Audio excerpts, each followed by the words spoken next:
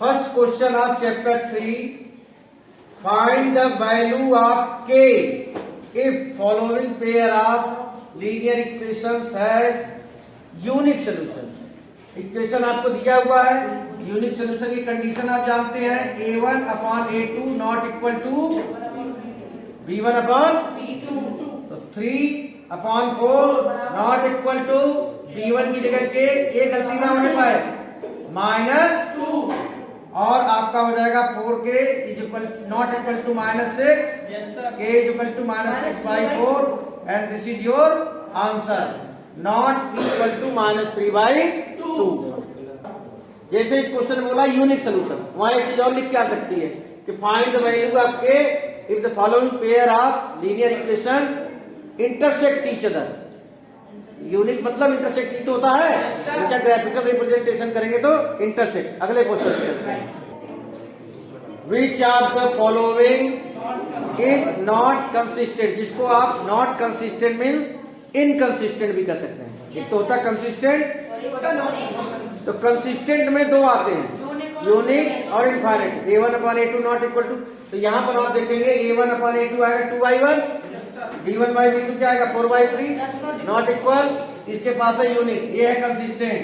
a1 upon a2 1/3, b1 upon b2 c1 upon c2, ये भी infinite. लेकिन ये a1 upon a2 1/2, b1 upon b2 c1 upon नहीं equal है, यही है आपका इनकंसिस्टेंट, नॉट कंसिस्टेंट, ये आपका आंसर हो गया।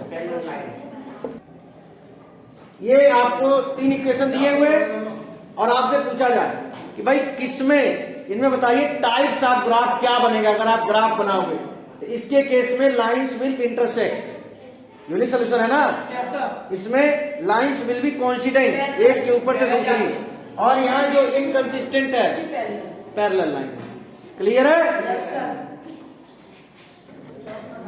You have been provided, MCQ type नहीं है, you have been provided an equation, आपको एक इक्वेशन दिया लीनियर इक्वेशन टू वेरिएबल, आपको एग्जांपल देना है। क्या एग्जांपल देना है?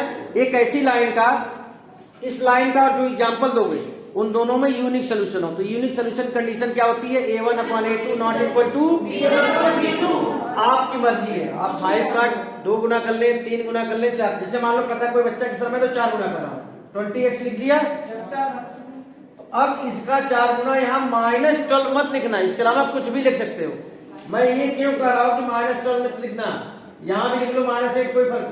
अगर आप -12 लिखोगे तो a1 अपॉन a2 आपको क्या आ रहा 1/4, b1 अपॉन b2 भी आ जाएगा 1/4, तो यूनिक सोल्यूशन क्या होगा?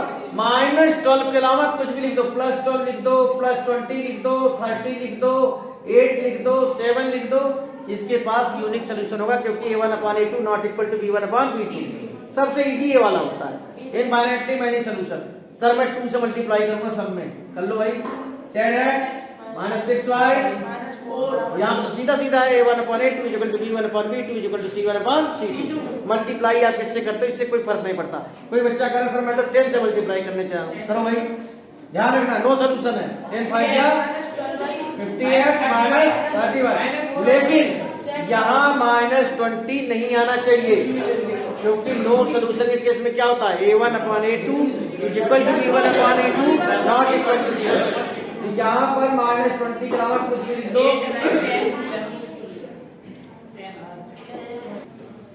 Solve the following pair of equation. जब नंबर दिया रहता है तब तो आपके लिए बड़ा इजी हो जाता है, जब इस तरह के कांस्टेंट a b c या p q का यूज होता है आपको डरने की जरूरत नहीं है। एलिमिनेशन, अगर किसी पर्टिकुलर मेथड का नाम दिया है तब आप उसी मेथड से करेंगे, एलिमिनेशन से करना है, आपको कोई दिक्कत वाली बात नहीं है। a एंड b है, हम या तो x के पहले वाला नंबर इक्वलाइज करेंगे या y के पहले वाला। सपोज कोई बच्चा कहता सर x के पहले, तो यहाँ a है और यहाँ b, a और b का एलसीएम क्या होता है? ab। सिंपल सी बात है, इसमें आप b का मल्टीप्लाई करेंगे और इसमें a का, क्या होगा? abx minus b square y equal to a square b minus b cube, और यहाँ पर a का मल्टीप्लाई करेंगे abx plus a square y is equal to 2a square b। अब आप साइन चेंज करेंगे, माइनस माइनस माइनस, एक cancel out हो गया, यहाँ दोनों माइनस में है, minus a square minus B square y. यहाँ देखिए इसमें से माइनस होगा तो क्या बचेगा, minus a square B minus B Q. थोड़ा सा दिमाग लगाइए, यहाँ पर कॉमन आ रहा है माइनस बी, यहाँ क्या बचेगा ए स्क्वायर प्लस, यहाँ माइनस बाहर निकाल लीजिए, a square plus b square y, ये कैंसिल आउट हो गया, y इज इक्वल टू, और माइनस से minus, y is equal to क्या आ गया, अब y की वैल्यू आप पहले इक्वेशन में रख लीजिए, a x minus b into B is equal to A square minus B square, A X minus B square is equal to A square minus B square, A X is equal to A square, X की value आ जाएगी आपकी ए। मेरा सिर्फ ये कहना है कि नंबर की जगह ए या बी आ जाए, सी आ जाए, पी आ जाए, क्यू आ जाए, कोई बात नहीं। जैसे 12 एंड 8 आ गया था तो एलसीएम आप लिख लेंगे 24, ए और बी आ गया तो एलसीएम ए भी हो जाएगा, उसी हिसाब से आप मल्टीप्लाई कर लेंगे, मतलब कंसेप्ट नहीं चेंज होगा।